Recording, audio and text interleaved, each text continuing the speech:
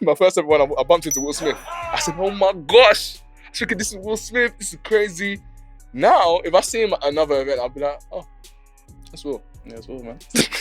I went to Twitter as my first social platform. Twitter was the first one? Yeah, Twitter. Scary. Twitter's become a weird place, bro. Oh, but I love it. I do love it terrible, too. But I love it. I know people that are on 100,000 followers getting paid more than 3 million, 2 million followers. So it's like, you just got to know what you're worth. I feel like I'm in a therapy session. Yeah. Talk to me. Yeah, so why is that? I've had delay payments for 30 days, 60, 90. The worst is 18 months. 18 months. 18 months, no payment. But imagine if you just didn't get paid. Huh? Wow.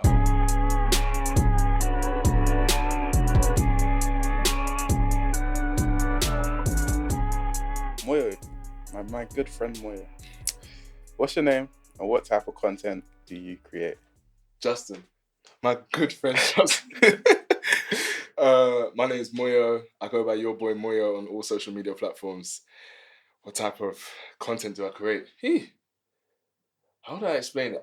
You know what? I've always said before I used to say I used to just chat rubbish into the camera and somehow people like it. But now I feel like I'm just me. The content is me living my life, which I'm mad lucky for. Yeah, but I think that's what I do. But I say leaning towards travel right now. Yeah. If I said what you do, it'd definitely be towards travel. But also just lifestyle, like literally. I feel like you become the content. Like the content is you. Like you're one with the content, bro. Like if I was to record a video of you and post it, it would look the same as like your actual life, innit? So small. Now I'm gonna have to like rebound that question to you. What's your name and what content do you create? So my name is Justin Arthur. You know that. But I create few content. I switched it up recently and I've tried to dip my feet into some short films and more like fictional pieces. But essentially, if I was to pitch myself, I'd just say I create like cinematic few content. Really cinematic. Yeah, cinema, man. Especially that recent video you posted. Yeah, we're trying to up the levels a little bit, man. Oh, you upped it. Check that one out. Right. What led you to start creating and what has been your experience so far? Yo, there was this one time, it was actually a weird story, right? I was reading this book. It wasn't like a self-help book, like telling you get your life out the gutter, you got to do these steps. It was a fictional book. It was called Americana. And when I was reading it, I got these thoughts of being a director, filmmaker, storyteller. And when I thought that, I was like, I didn't really think I'd do something like that. Because at the time, I was doing economics in uni, trying to go around the typical investment banker route. But then when I got those thoughts, I was like, fairs. I could actually dabble into doing stuff like that. At the same time, I was making videos about cooking and just putting it on Snapchat just for my friends. And people were like, yo, this is actually all right, you know? And I don't know why in that moment I thought, yeah, I've gone clear. Like, I need to do this idea straight. Like, I need to match those two things. So storytelling and cooking and just sort of run with it. So since then, I went to Twitter as my first social platform. Twitter was the first one? Yeah, Twitter. Scary. I can't lie to you. Twitter was my favourite social media. Was. Until Elon took over. Yeah.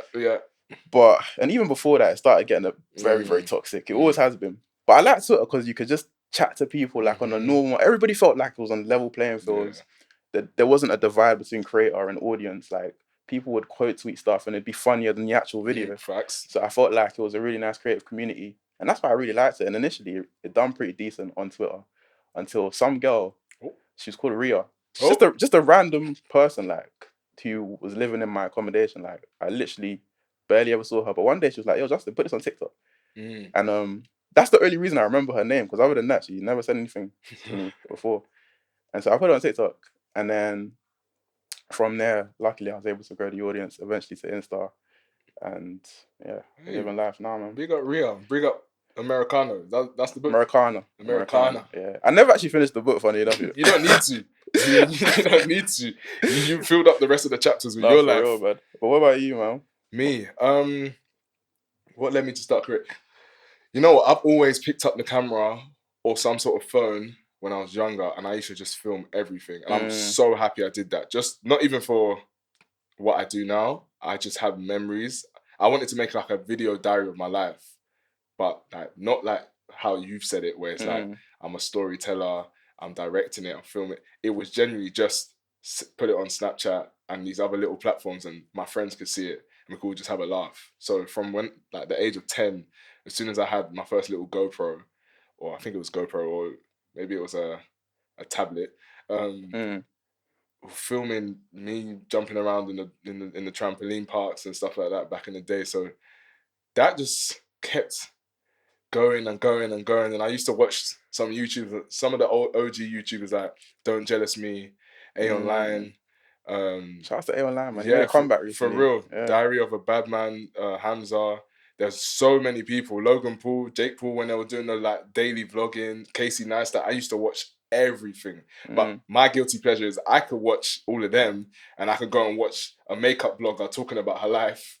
I could watch Get Ready With Me from like Nella Rose back in the day. That I watched everything, and then I didn't know there was any money in this, so I just created content for vibes and fun for years. So when you started, you didn't actually know I had no there was idea. any. My first ever YouTube video was 2010, 2011. Yeesh. Yeah. Damn, bro. It's bad, yeah. Ages ago. And then it was only when I got to university and a few of my YouTube videos started blowing up. Yeah. And I realized that other YouTubers are getting houses and cars and thinking, well, okay, there's money in this. But I didn't have my AdSense, so I was one of those lockdown babies where it's like jumped on TikTok. Everyone kept telling me, but I kept saying, nah, this is not it. This is for kids. This is not me. Is it? Yeah. Bro, jumped on there, gave myself 5 minutes. 5 minutes turned into 3 hours, and I was just still scrolling. Next thing you know, content started getting made, and yeah, just started blowing up. So big up TikTok. Big up my friends as well, because my friends did that push me a lot to just keep posting and stay consistent and stuff. But yeah, man. That's crazy because that was quite early on in TikTok's like career. Bro. Like before, because you were saying you was reluctant, but there was also very little people doing it, like in the UK especially at that time. So the fact that you hopped in it when you hopped on it was kind of key as well. It's bro. It is a bit. Yeah. It is. Now you've said that, I'm thinking back to it, and I'm thinking that's crazy because when TikTok was at that time, March 2020 is when COVID happened or something. Yeah. That's when everyone was doing the TikTok dances and like the e-boy and e-girl stuff and flirting to the camera. Crazy stuff. I didn't want to flirt to the camera, you know what I mean? But I've always loved dancing, so I joined all them dances and that. And then just over time, I evolved my type of content that I'm posting, and my stuff blew up. And yeah, I kind of see you as like a OG in a sense, even myself to an extent, right? Yeah, you are. Like when we hopped on the scene, like it wasn't like TikTok content creation was not how it was now. In the sense that people weren't making things consistently, like they were just doing random things. There was no personal branding really. So the people that was like on it at the time, the OGs, they were really like creating the framework of what it meant to be a TikToker, and you can literally attribute like your style of making content to the early days of TikTok, and you can see how much that's actually influenced how people create like content on TikTok now, which is crazy. Like it's not really changed that much, like the way we speak, you know, like the comedy and everything like that. Like there was few people that actually pioneered that to begin with, and it's just from there continued. It is crazy, man. Yeah. Do you remember the first time we met? Yeah, the first time we met was crazy because it was the first TikTok event like ever in the UK. Because TikTok, like obviously out of COVID, innit? No events, nothing was happening. And so they did a one thing somewhere in London. And bro, I remember being fresh faced that day, bro. Like Justin came up bro, he was so young, bro. And he was like, you could just see his eye, bro, your eyes were like scanning the room. The thing I loved about you, right? You were like scanning the room to see like, okay, who am I going to talk to next? Like, what information can I get off you to better myself, bro? That's what I thought. And I was thinking, nah, who is this guy? And I think we left the event and we were walking maybe to the station or something. And you're asking me these questions. And you're telling me you're in Birmingham, your whole uni experience that you've left. You told your mum and dad. I said, nah, this is like, bro. From that point, I can't lie. I knew you were gonna make it. I hadn't seen your content at that point, but I said, I appreciate that, man. I swear to you, I don't think I've ever told you that. But the day you, because normally, I keep thinking like, sometimes you get people that ask you all these questions, and you know, they're not gonna take anything in, and they're just gonna keep it stepping. And then you don't see them on social media after that 6 months. Yours was like, okay, I could tell you're asking like some serious questions and you really wanted to know. and I'm sure you did that with other people in the room as well. And Yeah. from then, saw your content. I said, yeah, he can cook. He could do the cinema. I said, nah, you're a different level No, that's still. crazy, bro. Because I remember when I saw you, because at the time I was like, Flip, that's Moyo, man. Like I know this guy from socials, like a pretty well known guy, right? So let me shout him. And I think we were just sitting. There was like some activity thing that we was doing, and we started speaking and stuff like that. And there was a few other people that I spoke to that day, but it was a weird thing for me because it was the first time I'd ever been to an event, like period, like an influencer event or creator event or whatever. And I was just seeing what's going on. Everybody's like got all this fashion on, everyone's looking crazy. I'm just wearing the tracksuit. I got my DSLR and I'm trying to shoot it with my backpack and everything. Like, and I'm like, Flip, what is going on? And it's all been filmed and everything like this. There's cameras everywhere. And I was like, damn, bro, this is crazy. I really did feel like I didn't feel like a creator then. I just felt like a observer. So when I was there and I was speaking to other people and stuff, I was just trying to get as much information out as possible. And luckily we got to speak after. And then that's when we got loads and loads of gems, which actually really helps me like going forward. No, you smashed it, bro. Yeah. Honestly. What's your favorite brand collaboration? In a few words, and why? Ooh. It's a difficult question, you know. It's a difficult question. Hard one. I'm gonna say Spotify. Yeah? I've worked with Spotify a couple times, right? And I feel like they always just let me do whatever I want to do. Yeah. And that's just so key for me in my niche because I feel like oftentimes I can get like censored, or not even censored in the sense that I'm swearing and stuff like that, but I just mean like my content kind of gets dimmed and the way that I present myself and my personality gets dimmed, just because it doesn't align necessarily with certain people. But Spotify always just let me do whatever they want. And like I remember the one campaign I did, I think it was last year with them when they did the Spotify Wrapped, and they just really liked the content and it done really well. And I just felt like, yeah, it's nice to know that okay, if you listen and I do something, then it's gonna work, innit? Yeah. So I'd say that's probably one of my favorite campaigns. And funny enough, although I'm a food content creator, like I really enjoy doing campaigns with companies that aren't like food companies or food related. So yeah.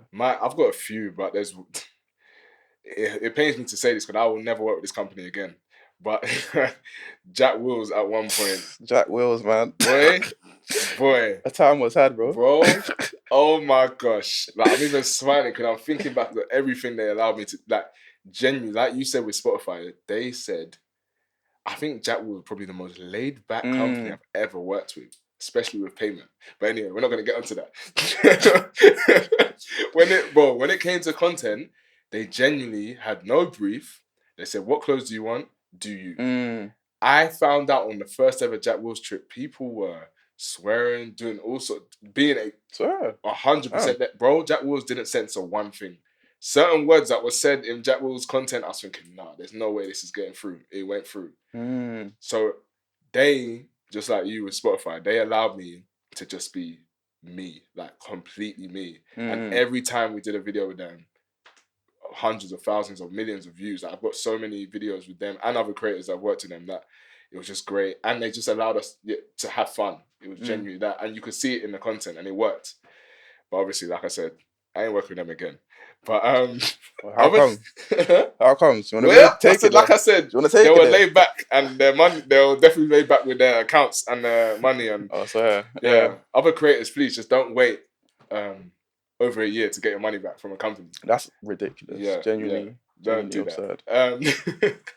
Other than that, though, Sky TV has been great with me. Samsung have been great with me. I think just companies that are understanding and they allow you to be you. I think when they get it and the content shows that they get it, then it makes sense because I feel like if they really understand what your qualities are, they've gone to you for that reason, innit? So it's only right that they let you do that. Exactly. Do you know what I'm saying? And they should trust. The only thing that they have to trust is that we know how to make videos. Yeah. And we've seen that, we can do that, innit? We know our audience. Yeah, we've seen that we can do that. So when brands do that, you'd think they do that all the time, but they don't. Trust me, they don't.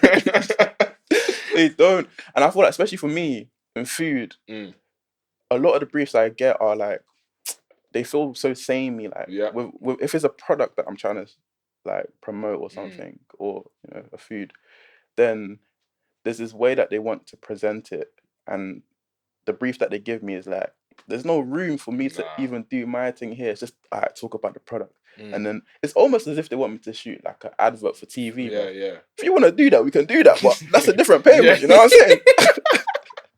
That's a big. That's a different payment. I can step into my directory bag and do something else. But if you want a TikTok piece of content or something for socials, then we're gonna have to position it in a certain way. And I feel like they need to understand that a bit more. And the ones that do, we can see it really works. But I'm sure you know this as well. Like when it comes to deals like that, you stop working with companies that don't give you that creative freedom. Yeah. To be honest, this is good because the next question is: do you prefer creative freedom? That's a good one. It's almost as if I knew what I'm doing, exactly. man. Do you prefer full creative freedom or a big budget? A big budget. Okay, so so I can't have both. Well, I have to choose. It's difficult, man. I can't lie. That's a difficult one.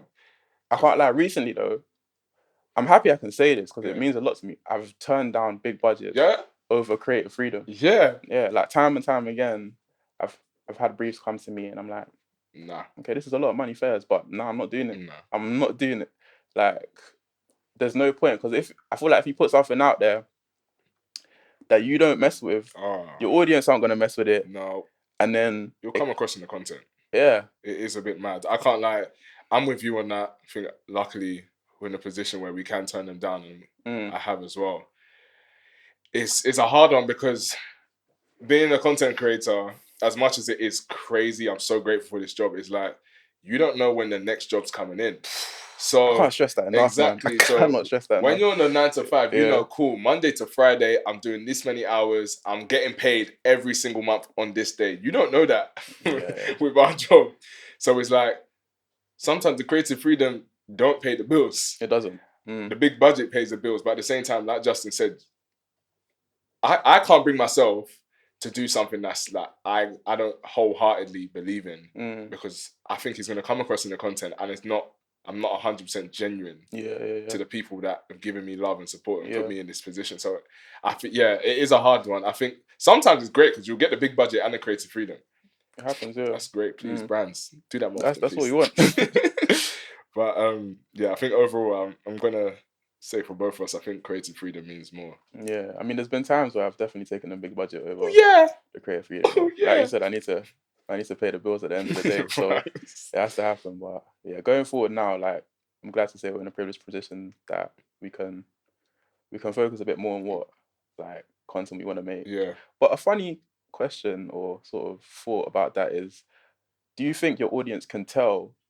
But secondly, do you think they're forgiving of that when you do take a big budget? This might be a bit big-headed to say, but I feel like when it comes to ads, it don't matter. Even if I barely have creative freedom, I will somehow create that content, and you will think that okay, he's come up with this. I'll try my hardest anyway. There's obviously some that you could tell 100% like this guy got given the whole brief and said, "Listen, you do you," and there's some that is a bit scripted, but I think the audience, I think they are forgiving because, bro, I can't lie, there's bigger and worse things going on in the world. And they might, sometimes you see in the comments, they're like, oh yeah, get that bag, bro. I love it. You could tell. You could tell they've clocked straight away. But yeah, I think they're very forgiving because it's like, some people do understand that this is actually our job, we need money. Some don't. Because it is like that, bro. It's actually a job and I need money. Like I've been up against it where I'm like, flip. I need to make ends meet. I've got rent coming out, tax coming out, coming out. I need to sign a deal ASAP, bro. I don't care if it's a crusty deal. Sign it, bro. Sign it. I need that rent money tomorrow, bro. Like, I'll do anything, bro. Like literally. I'll start flipping selling Teamy products, man. Bro, it's facts, man. It's facts, man. It's a tough one, man. It's a tough one. What's also another tough one is that, would you rather a delayed payment or a tight turnaround from a client? I think tight turnaround, bro. Tight turnaround. Any day it'll be tight turnaround. I was going to say. Because, I mean, you know it more than anybody. The stress of a delayed payment is just unnecessary. I've lost hair, bro. Yeah. I'm not even joking. I've lost hair. Do you think, bro? I saw grey hair in my head, though. Bro, the delay. You know what gets me, I'm not gonna go too much into it because I can talk about this for hours and I'll get angry. You'll see my face visibly, like I can't hold it back. But with a no, I don't want to say normal job, but with a what's the like word? a 9 to 5 job. A 9 to 5. Yeah. You're getting paid this day every month, Every no single fail. month. And if it's late, at least the next day you're getting it. For us, I've had delay payments for 30 days, 60, 90, 12 months. The worst is 18 months. 18 months. 18 months, no payment. Yeah. And it's not like, oh, I'm not chasing up. We tried the legal thing, the emails, the HQ messaging people, like it don't work. And it's like, what can we do? Yeah. And I feel like I don't know what it is, but it's like they don't take it seriously enough because they know that it's not going to get escalated because it's not happening to like a lot of people. But imagine if you just didn't get paid. Huh? And the thing, what's worse about this is I feel like when you're a content creator, like the way your finances are set up is a bit different. So oftentimes you have to pay things at once. Taxes, you have to pay at once, right? Student finance, you might have to pay at once if you got that. Hey, they caught me.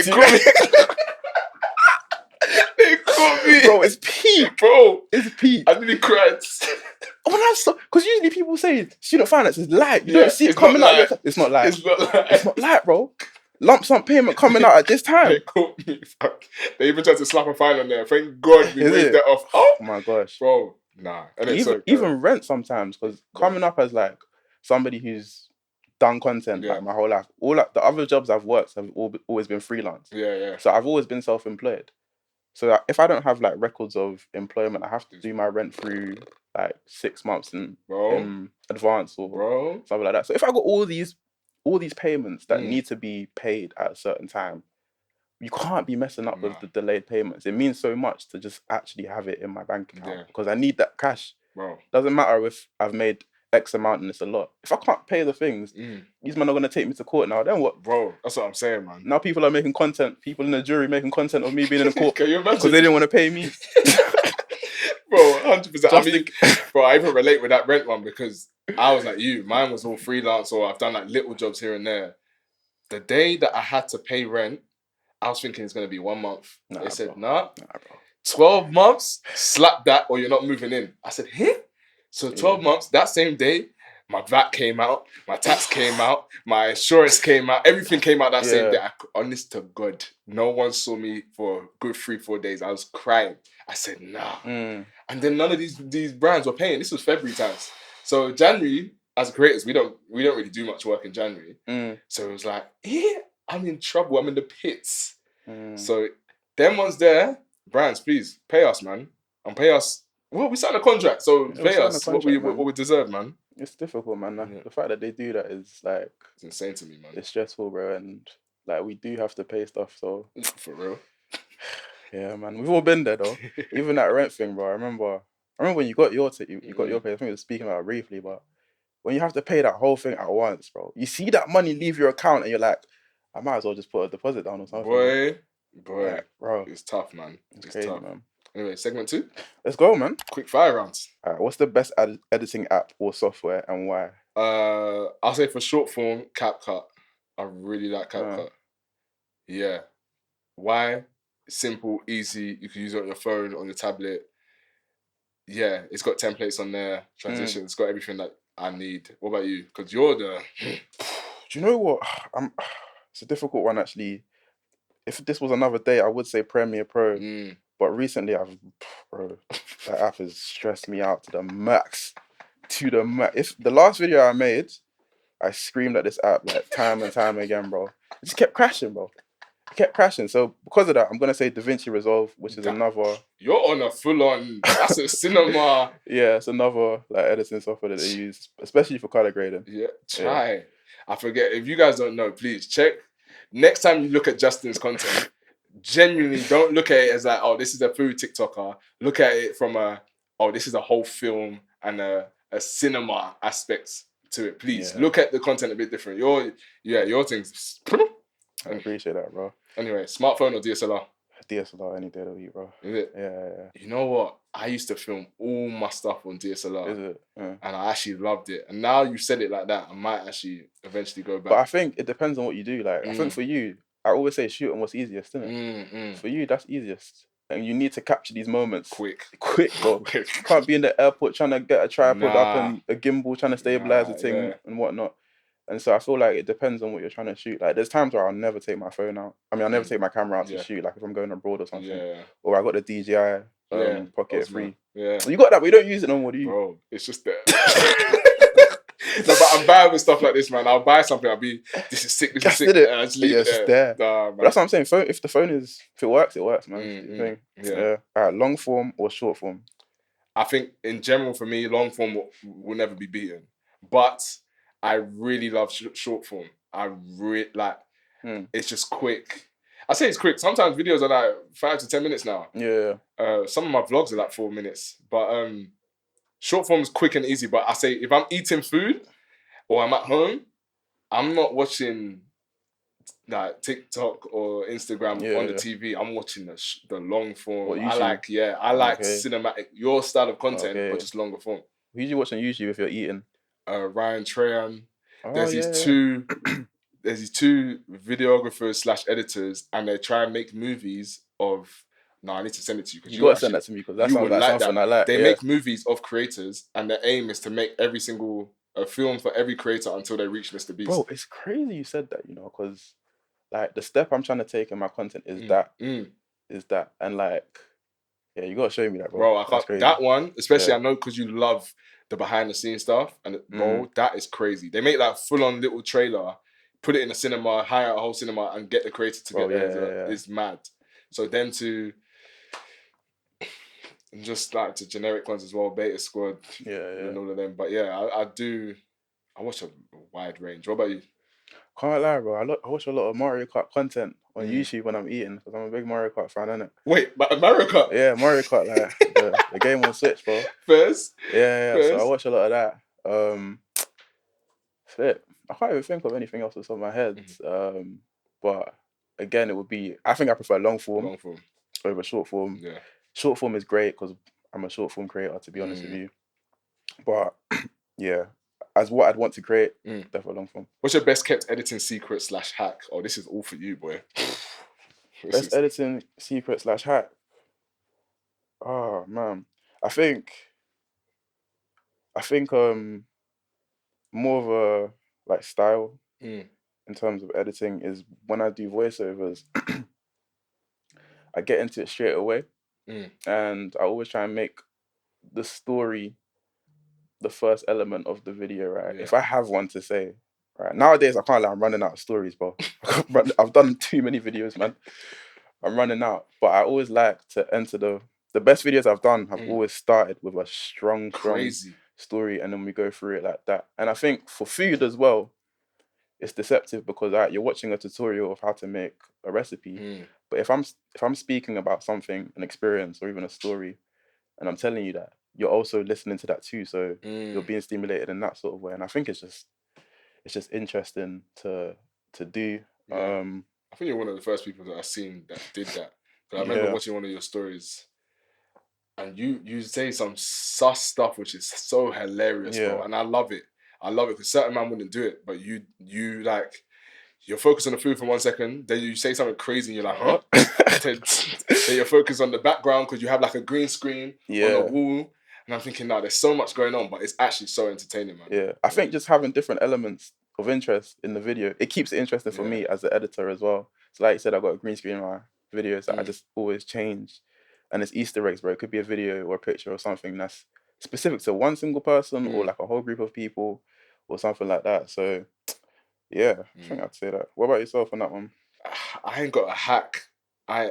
I'm so, my brain is everywhere, fam. I'm telling you. So when I start editing, I have to have some music on in the background. Is it? And then there's a TV on in the background. Sheesh. I swear, bro. That's how I know I'm definitely acoustic. I'm deciding in my head that's not wired like the right way. Because, bro, I'm telling you now, I'll be voiceovering and then I'll be like, oh no, I want some food. So I'll change the app and I'll go get that. I've got ADHD or something. I know how to. So yeah, I ain't really got a hack for you. Just don't be me. The hack is be you though. That's the thing. But you can't. No one can be you, innit? Yeah, true. No one can do your thing technically. Okay, so if you could get rid of one platform, which one would you be willing to lose? Damn. Actually, I don't think it's that difficult. What's yours? Actually, let me chill. Future Brandles running away. I'm trying to think of one I don't use. I say Twitter now. Hi. I say Twitter now. Is it? Yeah. Twitter's become a weird place, bro. Oh, but I love it. I do love it terrible, too. But I love it. Yeah, you're on Twitter sort of like me actually. You tweet loads, innit, as well. But it's become a really weird place, especially for content. Like if you go on your feed, nothing that you're viewing is from real people. They need to either delete it and just start again. Pick another bird and make another app. It's not even a bird no more. But it'll always be a bird. I might do that, you know. Let's make an app, yeah. Just get another bird, pigeon. Yeah. That's the new app. It's the new Twitter. And then we just run it back. Everything is like it used to be. And then DMs will be pigeonholes. There we go. You get me? There we go. That's still our idea, Elon. We're watching you. But yeah, I say Twitter, man. Twitter. Yeah. No, I love that app too much, man. I don't know. You know, I would say Facebook, but Facebook has so much money, bro. Too. But as a creator, I can't I'm not on that. I know you're not, but there's creators I know that are making serious bucks on that. Is it? Serious. Even me at one point, I was making a bit. I remember you telling me about it, but that's a very interesting segue because there's a lot of apps, but there's only one of us, right? Yeah. And just the mental capacity it takes to be present on every single one of them. That's something I really struggle with, and that's why I couldn't get into Facebook because I did try. And I was like, flip, there's so much to do. Even though Instagram does post it automatically, it still wasn't really banging, bro. I had to do some servicing on that side, and I couldn't manage that. It's hard, man. Yeah. Yeah. I'll say probably, or Pinterest. I don't really use Pinterest. No, I like Pinterest, bro. As a foodie, I like Pinterest. Man. Pinterest is a beautiful app. Yeah. And it's not even like social media. It's like the only social media that's not actually social media anymore. Yeah, but you can't talk to people. No, you can't talk to people. You just look at the content. It's always pretty. I rate that, man. Have your little mood boards and everything with your drip. I know somebody's got this whole outfit on Pinterest already.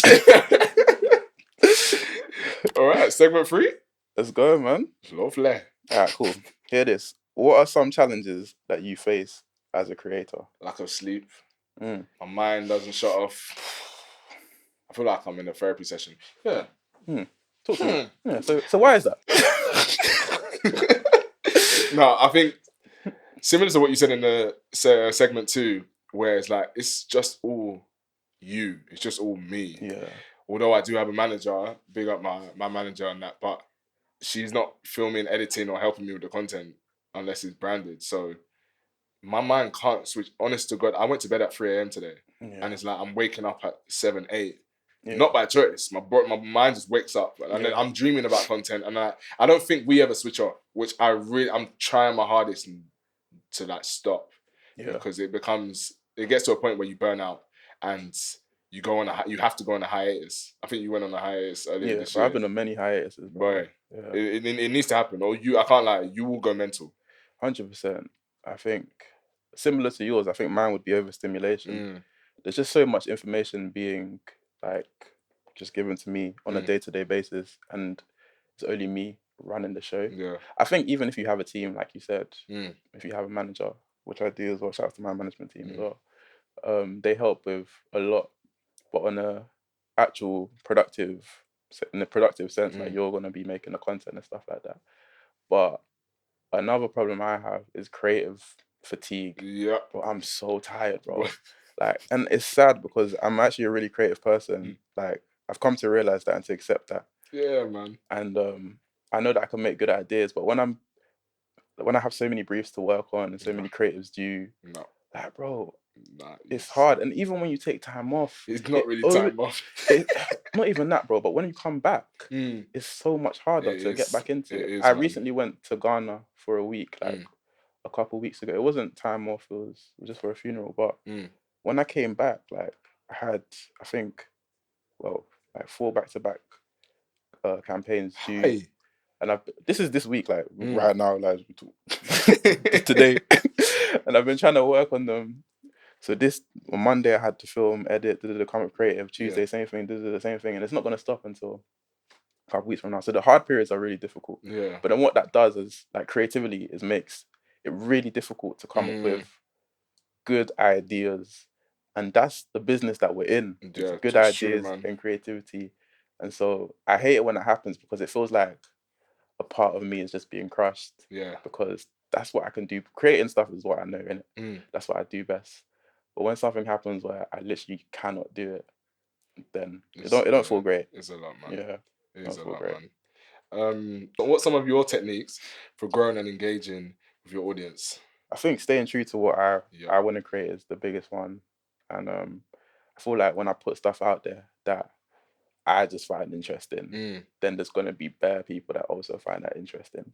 So doing that is cool. Bro, we talk about this all the time, bro. Yeah. But if you wanna pop on the social media, there's this thing called 30 days of posting. Boy, It's in the title.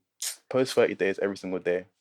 Your account will be flying. Oh, yeah, facts. The terms and conditions is though, you need to be good at making content beforehand, which might take some years. Yeah, yeah. But once you get there, Yeah. if you post 30 days of content, of good content, It will then grow. your content, you know, you'll get engagement. And Yeah, I think that's the best way, especially if you want a cult following. I think every creator should try and strive for a cult following where it's like they're gonna support you, ride or dies. Like I think that's the best way. But that's when you're established. I think when you're starting, it's bad for me to say because like you're so creative, you put so much time and effort into your work. But I think if you just want the followers and you just want numbers, just be consistent and post every single day.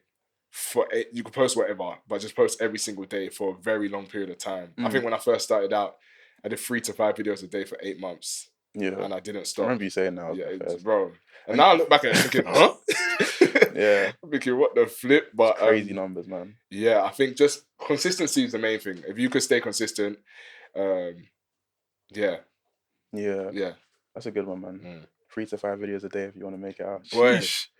Boy, no, but not everyone's on their phone like they were during lockdown, so maybe that won't work anymore. We'll see. Asher does that. I was gonna say Asher does that. Asher's mad. Asher does that, but he loves it though, and that's why it works. You see what I'm saying? So it's back to the point. If you can do it, do it. Do it. If you can't, then do what you can and try and do it as much as possible. Because realistically, that's the only way that people are gonna see your face time and time again until they know you. Because when you think about creators that you've just come across on your FYP, the process of them becoming like somebody you really recognize, it doesn't necessarily have to be that long. It could be a couple months. Yeah. But if you keep on seeing their content and you keep on messing with it, then, you know. Follow. And then before you know it, they're coming up. Yep. Yeah. Facts. Are you with management or are you an independent creator? I hired one of my best friends from university and she's been my manager since 2020. Yeah. 2021? Oh, okay. Yeah. 2022. Wait, I graduated in 2021. You told me, bro. 2022.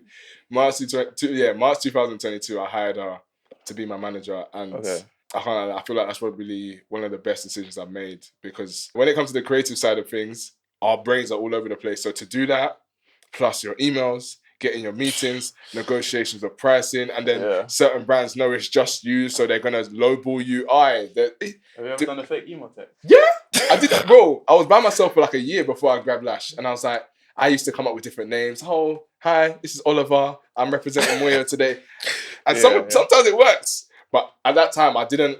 I think there's something called imposter syndrome. Well, not something called it. Definitely imposter syndrome. Imposter syndrome, especially with creatives.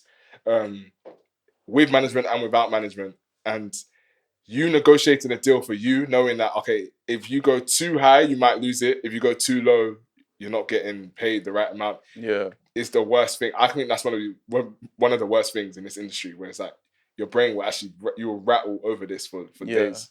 So to answer the question, I've got management, and I think it's great, but I think it's also great to be an independent creative. You can do that as well. You know, you just reminded me of that feeling. You know, I haven't had that for a while because I have management as well. But of when you're on an email and they've sent you a fee and you're like, I could go higher or should I go low or should I play it safe? And just like the process of you trying to conjure up some sort of number out of thin air. Bro. And like, that's just so long, bro. It's so, you know, I feel for up and coming creators as well. That's why I try and be quite transparent with anyone that I think is actually going to do well in this industry or just up and coming, because there's a book for accountants. There's a book for builders. There's a book for politicians. There's a book for everything, but there's no book on how to be a creator or how you should market yourself or how you should price yourself when it comes to these brands at all. So all the things online when they say, oh yeah, you have 100,000 followers, you should be charging this, don't listen to it. I know people that are on 100,000 followers getting paid more than 3 million, 2 million followers. So it's like, you just got to know what you're worth and then go with it.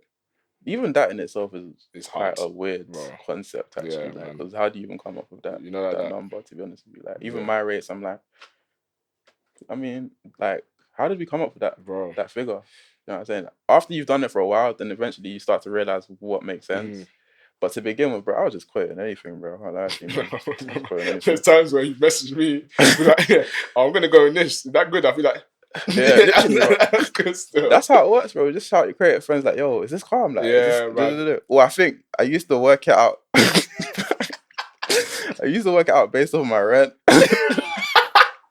So I was like, all right, boom, this deal, that's 3 months of rent payment.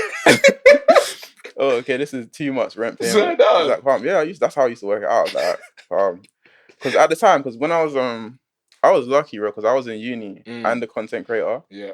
I was living fine, bro. You were living comfy. I remember when you first, and the area living as well. Yeah. When you told me your rent, I said, "Huh?" I was in my second year of uni, and no, I was in my first year of uni actually, because I started again, and I was making money for content, and I had SFE, so I didn't actually need the money. Oh my gosh! Yeah, you had double income. Yeah, I didn't actually, and I was working as well. I was working in film at the time as well, so I didn't actually need the money. So I didn't really, but then I wasn't charging crazy amounts because I didn't know. Yeah, you didn't know. Yeah, I didn't know. But even so, anything I got was a bonus. So yeah, having management has helped infinitely, and I've gone long periods where I haven't had management. Yeah. I only signed to Shift this year. I think it was February, and they're so amazing because they really do. They know the thing, bro, and they got great reputation, man. Every time I mention my manager, everyone's like, "Oh, yeah, these man. Oh yeah, I fucking love them, bro." But prior to that, bro, I'll be fighting with my life in these emails, man. And the worst thing about it is, like, sometimes it's difficult to manage emails to the point where you're appearing unprofessional because you don't know what to do. Yeah. And that can really have a detrimental effect on the deals that you get and stuff like that. So you got to be careful when it comes to being independent. You have to make sure that you know what you're going for, and you stick to it. Yeah. And that you're capable of walking away if it's not that, you know. Facts. How do you work on building creator relationships? Oh, just shout people, innit? Like, facts. Literally just shout people. And if it's a vibe, then calm, bro. Yeah. Don't force anything, man. Don't force it, man. Like, there's no point, because you're gonna know off the jump. I'll be real with you. Nowadays, you won't see me in the creator. You won't, bro. I've said the same thing. This year, I've barely been to any events. You won't see me at no premiere anymore unless I really like the film. Forget it, bro. But I think when you're up and coming, I think your first year, you've got to do it. Because if you didn't do it, your first year, you wouldn't have the connections that you had. And you kind of think you have to do it as well, because you're getting all these offers, and in your head, you're like, oh, if this was normal, then if this was like anyone, then they'd go, innit? Yeah. I remember I was in uni, I can't lie to you, I was so complacent, and I thought, oh, bro, these men are going to Into the Midlands. I'm going to flipping premiere and partying with flipping Stormzy, bro. Like, so I was at all these parties and all these premieres and stuff like that. But even in my heart, I'm not even that guy, bro. I don't even step out to motives and that like this. So I had to stop going and that. But when you go, there's certain events and creator events that are actually edifying. Yeah. And they actually help you. And when you go to those ones and you see people and that, you just shout and you just connect. And that. If it's good vibes, you continue from there. Or if, another way, if I mess with your content, I'm going to message you like, yo, facts. This is cold. Facts. And if, you know, the feeling's mutual, you know what I mean? Go on a little second. Yeah, what about you, man? I said, you know what? Retweet. Retweet everything you said. Fairs, bro. Right. I think I went to my first year without management. I was going to every single event I got asked to go to, but by myself. So do you enjoy that? You know, there was ones that I did really enjoy, and I got to meet loads of people, man. I got to meet a lot of friends that I'm very close to now in the industry. I think we're lucky in the UK. The industry in the UK, the creators in the UK, they actually are not too fake. There's a few of them. But compared to America, where it's like, oh, everyone's trying to like step on each other to get to the top. In the UK, quite a lot of people actually just like supporting each other. Yeah.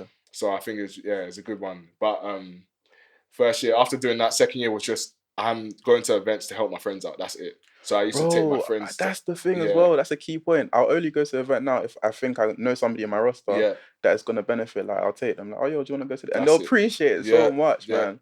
That's it. I remember I met a guy at uni. I barely knew him, but he just, like, we're friends.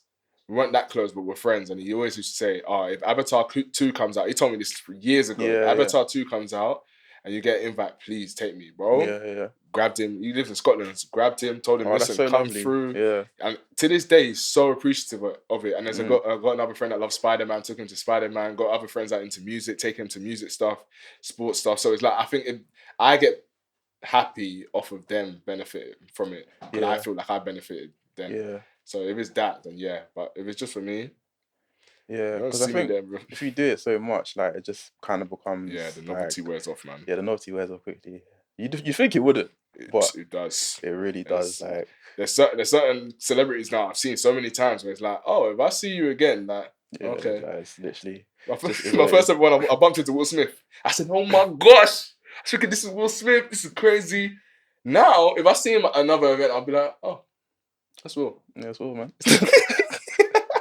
That's crazy, because it really was a lot, especially like in the first. I think, like, even as a creator, when you appear to go to a lot of events, then you get more sent to you. So then it's a thing where you're always outside because that's who you are, bro. And then you kind of get that reputation, and so you keep going.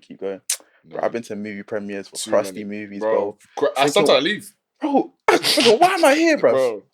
Oh my gosh, I've only left once, and it felt so good. But bro, because I don't live in London, for me to travel all the way here, and I'm watching stuff, and I'm like, I don't even know why I came to begin with. Yeah, it's a waste of time. So I'm very selective of like where I go, because everything is mostly centralized to London anyway. Oh yeah, you have to trek. Yeah, and bro, I used to spend P on that, bro. Bro, that's another thing, man. These men aren't paying. They're not paying for me to go here, bruv. So if I'm paying, bro, to go cinema, even on the Odeon Lux thing, £15. A ticket to London. Gosh, you're spending, A ticket to London on the cheap side is like £20. On the quicker one, £40, bro. Sometimes I'd even get a hotel, though. Is the maths making sense? You used to trek. Oh my, bro! And it'll always be on a Tuesday, Thursday. No weekends. Middle of the week. Yeah, no weekends. Always Tuesday, Thursday, Wednesdays. Well, sometimes it was just back to back to back. But the thing is, I couldn't stay the night because I have content to submit the next day. So I'd have to come to London in the evening, then go back to Birmingham in the morning, shoot that content, edit it, whatever, do my thing, then come back again. I remember there was weeks where I was just doing that. And I was just thinking, why? Crazy, why? But I think everybody does that when you get given the opportunity to, see all of these things and be in the industry and stuff like that, then you're kind of gonna go down that path. But I think I'm grateful that I've been able to see like things for what they really are. And I'm also grateful that I do get the opportunity to go to these things, but it's not a must. It's not a must. Do you have, or do you think you have, a healthy relationship with social media?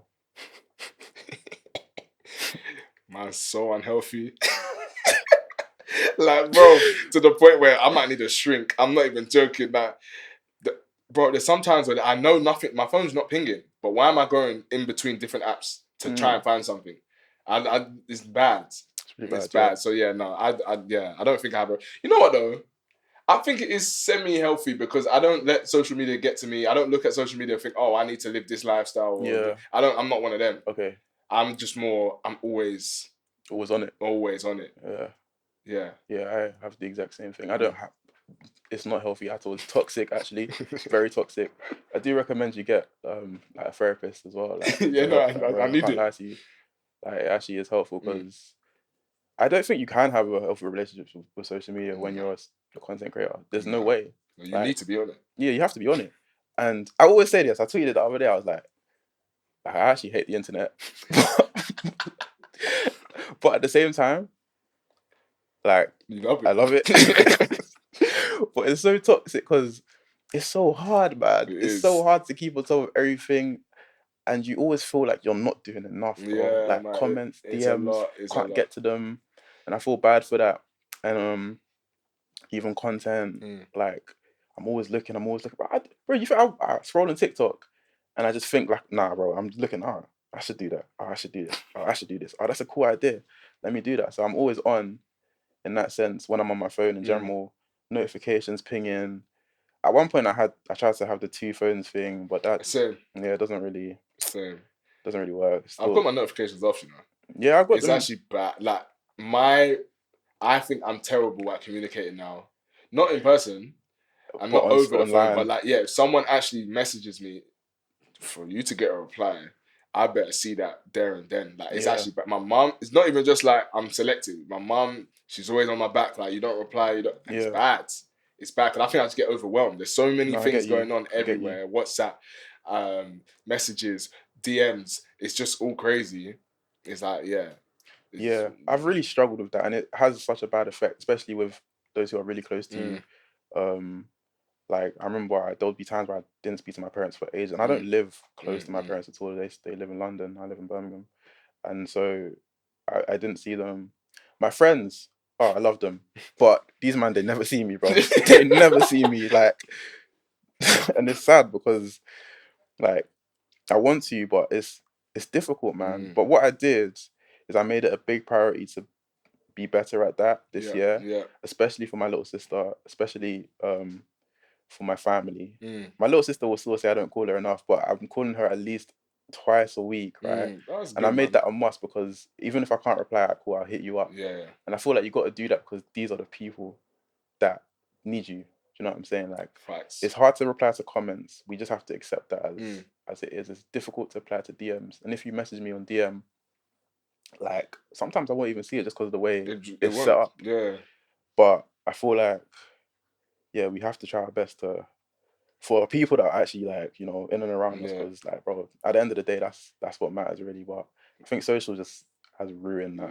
It's really, I don't actually like my phone. Like, It's bro, toxic, man. It's very toxic, bro. It's very toxic. And do you think you can do it forever? Hi, me, this forever. I would love to. I'd love to say yes, but I don't think it's. You know what I was gonna say? I don't think it's humanly possible, but there's people that's been doing this for time. But then I look at some of the OGs that I was watching. A lot of them are not here no more because it's actually. You understand why? Like, once you actually make your money and you've done what you need to do, and you have your fingers in other different pies, like it's like cool. I'm done now. You know what I mean? Like when your creative juices start drying up, I'm done now. Like you don't want to start forcing out stuff. Like leave the game before the game leaves you. No, for real. It's one of them. What's a Jamie, bro? Yeah. What is your creative process when receiving a brief and working with a brand? Hi, good. Depends on how much time they give me, man. Boy, some of these brands give us. I'm telling you now, the ones that give us, you have this on Monday. Can you give it to us by Wednesday? Them not crazy. Yeah. I've had ones that say, can you give it to us on the same day? You've lost the plot. Yeah. You've actually lost the plot. I don't know if they think there's just like a button in our house. Can you imagine? Called content and we just press it. Innit? And then the video just appears, bro. Exactly. Like, it films it, edits it, it does everything. Crazy. They've lost the plot. No, for real. Yeah, no, I think Justin's right. I think it depends on the brief, how much time you get. For me, anyway, a brand, if you give me a week, I don't really. I was about to say I don't need a week. Hey. Yeah, I need a week. I need a week. I need a week, bro. 2 weeks actually. If you give me a week, I think it's a good enough time to edit it, creative treatment, concept is done, and everything. Yeah. I think that's fine. Yeah, I agree, to be honest with you. A week is a luxury, to be honest. It is. Like, I right now I had a deal similar to you. I was up all night editing it, and I only had 2 days to make it. But the thing about that is, like, now I've come to terms with the fact that if you're giving me 2 days, it's gonna be a 2-day piece of content, bro. Like, do you know what I'm saying? Fast food is fast food for a reason. You know, can still eat it. It's all right, but it's happened fast. If you give me a week, or if you give me more than that, then it's fine. And for a lot of my content, I actually do need quite some time as well. If it's something that I need to test multiple times or things like this. So yeah, but creative process, usually I come up when they give me the brief, I send them back a creative, which is just a document that has basically the summary of the video, Mm-hmm. how the brand's going to be integrated into it, and then I'll put a rough voiceover. Recently, I started just sending sample voiceovers to the brand, because a lot of time, if they can gauge the tone of voice and what I'm gonna say, then they can tell me, all right, can you add this in here, there and then, instead of me like shooting the whole video and then I realize, oh, okay, I actually need to say this or do it this way. So that's actually been pretty useful. And then hopefully they accept it. If they don't and need some revisions, then I'll try and work on those. And I'm usually pretty quick with doing revisions because I try to keep it as streamlined as possible. Because at the end of the day, the quicker we finish it, the quicker like we can get paid.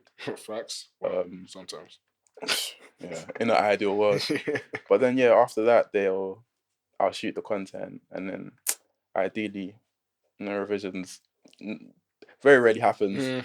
But if there is, I'll do them. Yesterday, I had a deal, no revisions. The feeling is the best. The feeling. The best. You send it over. Approved. Approved. We love it, Justin. Yeah, man. They don't even need to give me a compliment. Just approved. Just does it. Approved. And then so usually that's what the process is. Yeah, I'm the same as you. Just not the voiceover. I know some people that give templates of like what exactly it will look like, and I think that's I do that too sometimes. I have like a mood board of like the actual shots. Is it? Yeah. Oh, you know what? I respect you, lot, man. Because sometimes I just do the creative treatment on the toilet. Do you know what it is though? I hear it. What I find is the more effort you put into a creative treatment, the less likely they are to change it. It's true. Maybe that's why they keep coming back. It makes sense, man. It makes sense to change it. So that's why I do it, because if they can see like, okay, it's actually an idea that's been realized, then like they're most likely gonna be like, all right, that's calm. Yeah. You right. We're off to the next part. Let's go, man. To raise awareness of the brand's Run Connected campaign, designed for creators who love running and fitness or an active lifestyle, show how your phone keeps you connected during your runs. Whether it's tracking progress, playing music, or staying in touch. Content examples. Instagram Reel. Capture your morning run, highlighting how your phone's fitness app tracks your progress and keeps you motivated with your favorite playlist. Or TikTok example. Show a day in the life of a runner, emphasizing how your phone helps you stay connected with friends and share your route in real time. The deliverables are 1 Instagram Reel, 1 TikTok, 30 days paid usage rights on the brand's social channels, no collaborations with our phone providers for 4 weeks before and after. So that's 8. That's how they get you. That's 8 weeks. All right. And so talk to me about how you deal with that campaign, and if you can, as a bonus, what would you charge for those deliverables? First step is creative treatment, creative concepts. Basically, just giving a script to the brand. I would probably do a day in the life, but I would make it more me, where I'll take kind of the piss out of a runner. Well, actually, no. I would actually probably just do a day in the life, because I do like daily vlogs here and there. So you go for runs every day? I broke my leg this year. I still can't jump. So I actually don't go for runs every day. But let's say I wasn't. Let's say I was full capacity. I'll say I would do a little day in the life video style of content, where it's like I start the day. It's gonna end after the run, basically. After the run is finished. Okay. Instead of it being a whole day, and I'm focusing more on the day rather than the brand. Because the brand you said was Run? The Run's Connected campaign. Run's Connected. Okay, cool. But it's a mobile network provider. That's the key. Oh, okay. So it's how you stay connected whilst running. So like, say you're like filming it and you post it on the IG stories or something like that. I think I need to take a leaf out of Justin's book, because normally I'm on the toilet when I start writing these things up. So now my head's a bit blank, but I'll say it would be a day in the life, and basically just showing my whole day and how I'm just constantly connected with that not social media, with that mobile network company. Let's call it, I don't know, stay connected or something. Deliverables 1 Instagram Reel and 1 TikTok Reel. 30 days paid usage and exclusivity for 8 weeks. High. That's extremely high. That's a lot of money. High. Okay. Obviously, my manager kind of deals with this, but personally, I'll say Instagram, say that figure. TikTok, that figure. 4 weeks paid usage. Yeah, 4 weeks. No, 30 days paid usage. Yeah. Damn. Well, I'm seeing the zeros. Yeah. I'll say between 35 to I'll push that to like 45. 35 to 45.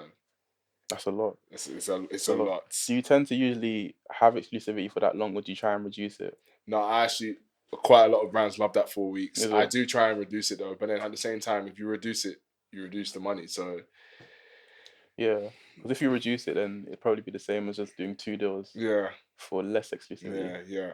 You kind of want the exclusivity, and you want the paid usage. If there's paid usage, the money starts racking up, boy. Because if you think about it, they're putting money into your content to push it out there. I can't. The concept of paid usage, explaining it to somebody who doesn't do content, it will spin your head. It will spin your head. Because they're putting money behind these videos. A lot of money. Those little ads you see on TikTok that you scroll past. It's not £1, £2. Bro, we're talking tens of thousands, 6 figures, just to promote these just to promote the content. Exactly. And so when they charge, well, when you have paid usage on your content or you do it on their social channel, you just know that the fee is gonna be like a lot more than that. And I think people don't realize as well, for them to do that same advert on TV or on a billboard, it's going to cost them even more. So them pumping the money into you, they have a lot of spare change they could give you. Yeah, they do. So especially when they're doing paid spend, because they're paying TikTok or whatever to do that alongside you. And if you're an independent creator who doesn't have management, take that note seriously, bro. Because a lot of friends that I've had, they just say, I'll do it for the same price, bro. But the paid usage, is a lot. And exclusivity as well is very important. Okay, well, thank you for telling me that. I've got yours now. All right. This one's an online travel banking company. Okay. The aim is to encourage your audience to switch to a fee-free overseas current account, highlight ease of traveling without extra charges, and drive online awareness of the bank offering it this current account. This key message is the fees out of office tagline. Highlight at least one of these features of the current account. These are the features. Instant alert, which is receiving transactions alerts. Yeah. Split transactions with friends through the app. Yeah. And compliance. Just those two, sorry. Okay. You have to include messaging that although there are no card usage fees abroad, users should check ATM fees. So always check an ATM in case it charges you. Yeah? Concept examples. Not on holiday. Okay. A split screen video where one side shows someone frustrated by hidden fees while planning a holiday, and the other shows your effortless booking with no extra charges while sipping a drink and relaxing. Or on holiday, film a quick montage of your travel day showing how you use the no fee account to pay for everything from coffee to souvenirs while emphasizing the ease of budgeting with instant notifications. With deliverables. One 30 to 45 second TikTok video posted to both the brand's TikTok account and your account. 6 months organic usage. 6 months on brand. 6 months organic usage on the brand's social channels. Bonus. What would you charge for this campaign? All right, cool. So with like banks and stuff, it's always long because you have to put like a really long caption with all the terms and conditions. It's so funny. Long. All right, so this is what I do for the concept, right?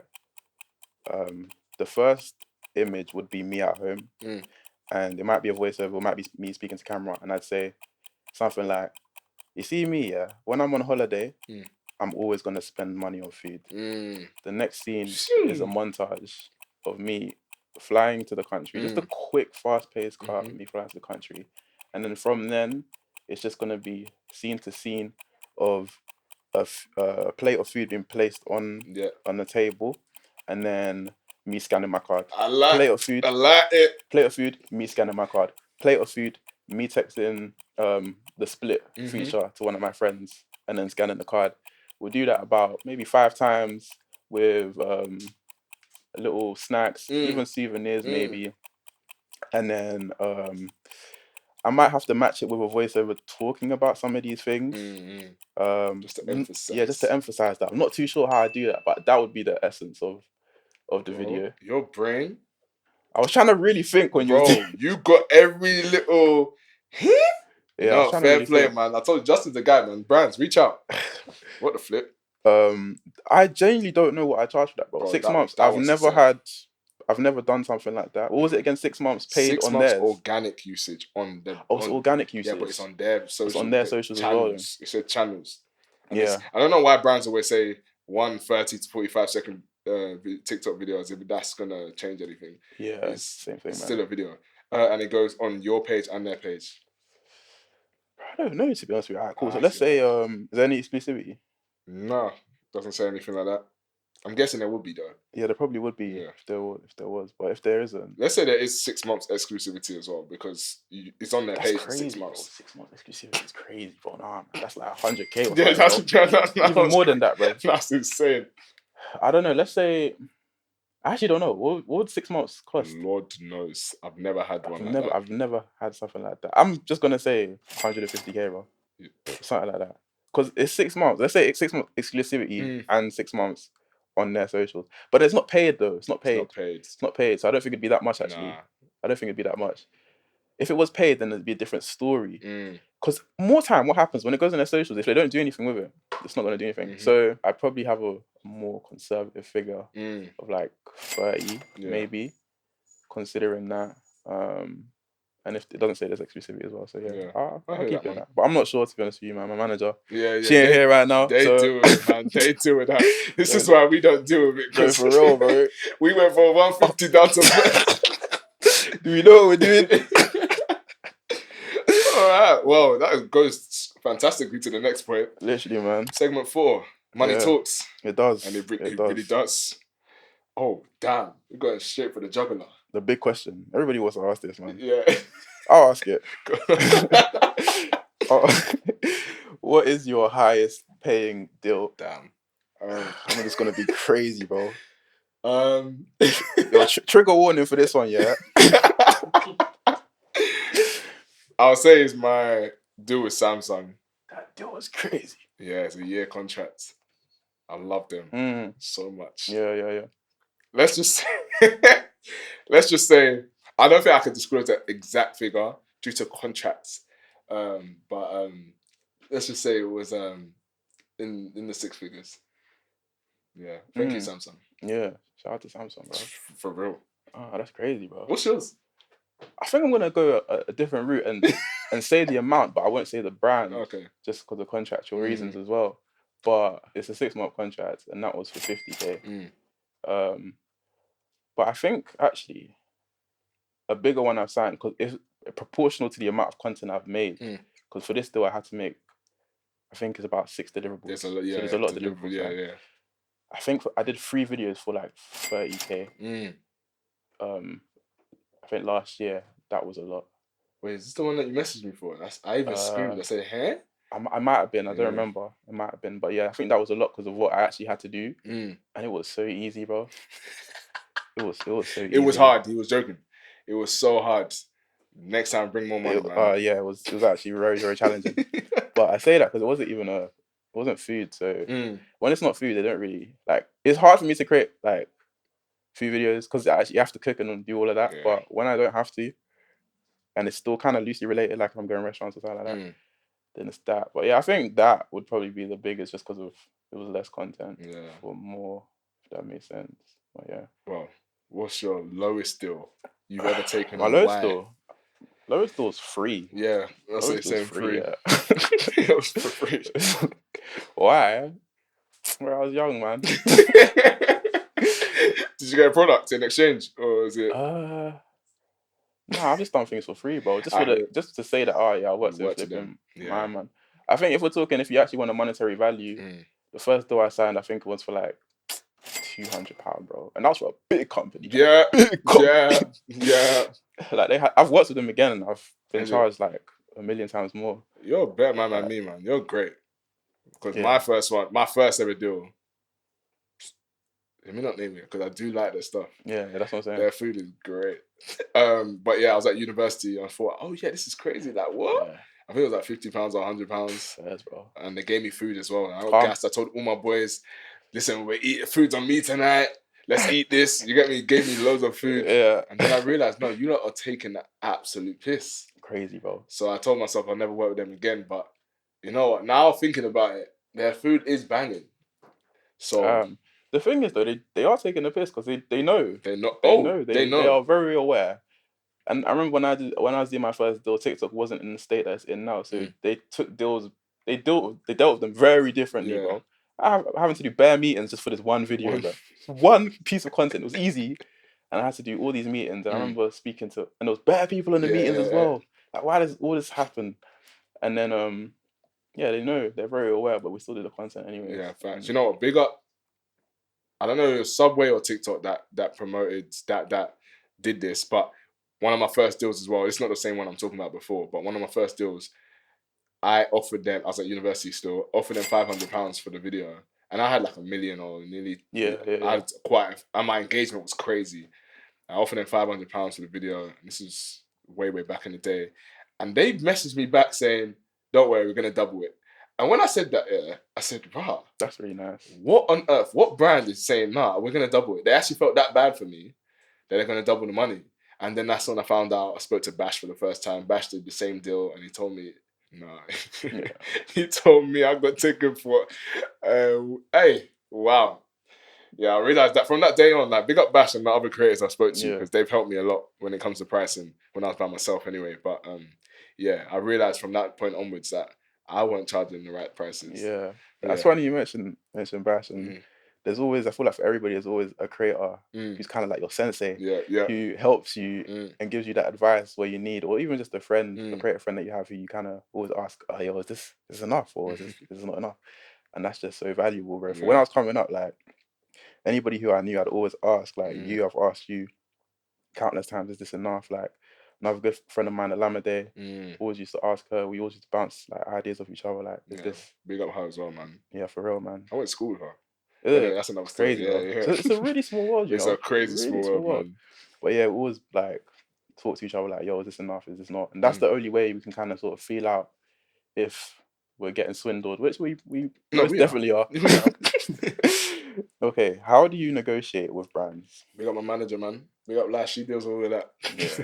Yeah. The only time I'm talking to brands is in the meetings. Like, let's say I've signed a contract, I speak to them. I always want to have a personal contact with the brand, regardless if I have a management or manager, should I say. So I'm always in the meetings there to at least show my face or in person. And yeah, the rest, all down to her, man. So like I said, big up my manager. Yeah. No, it's the same for me. I have management that deals with all of that. But when I didn't, like, it's kind of a long process of just back and forth emails. I tend to ask how much budget they had. Yeah, that doesn't really bang anymore, man. It doesn't work. They patched that hack time ago, man. It doesn't work, man. Back in the day, though. It works. Back in the day. Sometimes it brought in our favor. It works, bro. You ask them how much budget they got. They say, "Oh, we got 16K." We say, huh? "Oh yeah, my rates are actually 16.5. So you know, I'm happy to come down on this one for you. Like, it's cool. I like you, man, innit? Yeah. So I'll do it. But next time, 70 racks on my head." It's facts. But I used to do that when I was independent. That stopped working, and then it'd just be like trying to figure out, like similar to what we just did now, trying to figure out what the deliverables are, and then I would like, you know, break it down, like, okay, this costs this, having a rates card and sending that over as well. But yeah, I don't do that anymore. Management does it. Yeah, big up them, man. Yeah, for real. What's the number one thing you ask brands before you collaborate? I always ask for creative freedom. It's not that I'm gonna get it, but if they say, "Oh yeah, you got any questions for us?" at the end of it, I say, "Oh, just, you know what? If you can give me creative freedom," I'll do a little laugh as well, but I'm being dead serious. But that's it. I don't really ask for anything. Okay. I ask for time. I always ask for time. Okay, yeah. Because the time they give me is never enough. So I always say, "Can we, like, when I see the time and I'm like, push this back by a week, bro. Like, if you want it properly, like, just let me, similar to you, create freedom and time. And if we get those two things, then it's calm, bro. Fantastic. It's calm, bro. I don't know if I just asked that question, but I'm gonna continue. Do you diversify your income as a creator, and if so, how? What, as in where my money goes? Yeah, no, where your money comes Where from. the money comes from. Right now, and I'm really trying to change this. Majority of my money, if not all my money, comes from. I say 95% of my money comes from just me being a content creator online through different platforms. Thank God I have different platforms, but still, it's just me being a content creator. And I say there's not a good thing because anything can happen where it's like, God forbid, TikTok decides to delete itself tomorrow or my page gets hacked on Instagram. Like, no brand's going to work with you because you used to have a following. You need to have the engagement and the numbers there. So right now, that is my main thing. That's my main income. I do have my money in different stocks and stuff like that, which makes me a bit of money. But other than that, my main source of income is TikTok and Instagram and social media. And I want to change that. I want to jump into other things, but I'm going to keep quiet on what I'm going to do, innit? What about you, though? I talk too much, yeah. That's really similar, to be honest with you. I, like, bro, it's just brand deals, really, and, like, creator funds. And even creator funds is not really that significant, really. Nope. But, yeah, it's still money, to be fair. So we'll take it. And, yeah, I really need to change that, because if TikTok goes down tomorrow, God forbid. I keep touch wood, because I keep saying it. That's my biggest fear. Is it? The thing is, I'm kind of like, okay, if TikTok goes down, I'll just go back to working in film. Okay. I did that before. But I've spent years out of the industry, so I'm still, my CVs. Bro. Where even is that, bro? I don't even, I don't know where that is. You know, my friends were telling me about LinkedIn the other day. I was like, right, maybe I should actually go back on LinkedIn. I'm still on LinkedIn as, like, I used to be a kitchen porter. I'm still there. It says, oh, congratulations, Moyo. This is your, like, 7th year of being a getting down. I need to, like, update this or just start using it because, it's crazy, even man. that. But yeah, man, I need to, I mean, I can diversify in many ways. I did a sub club last year, which was a decent amount of income. I was upset I wasn't there, man. I was away.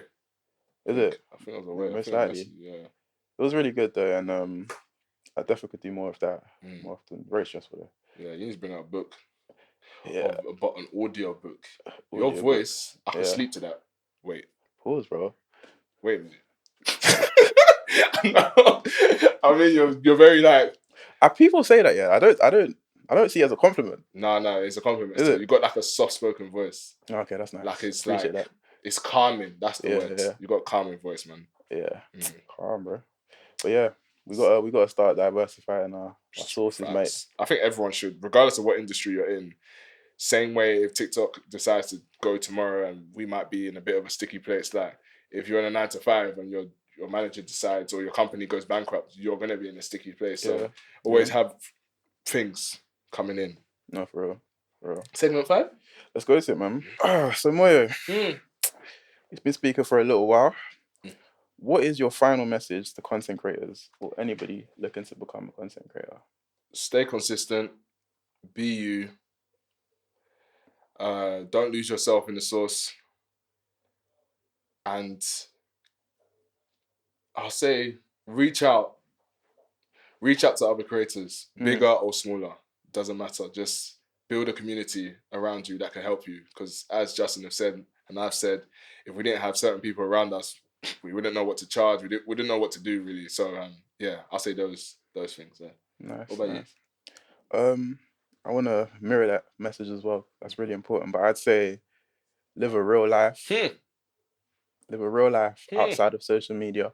Make sure you got your people around you, your family and your friends, and make sure you look after those people as well. And make sure you're doing stuff outside of socials that never sees the internet at all, because you need to keep your sanity. Because you're gonna go on the internet every day, and it's a mad place. You know this, you know. The same internet that has flipping Elon Musk owning Twitter. Yeah, facts. The same internet where Donald Trump is president or was president. Well, that was in real life too, to be fair with you. But you see the tweets of all of that. It's a crazy place. So just make sure that you got your real life, so you're calm when you go on there. You know what I'm saying? Yeah. Have you got any exciting projects coming up? That we tell the people we need to know. Yeah, man. I'm trying to step more into filmmaking. I actually went to film school. And I dropped out eventually, but that's actually like a craft that I've honed. I don't feel like I show it enough, although I do to an extent. But I want to step into that, and some of the pieces I've been releasing recently have been exploring that a little bit more.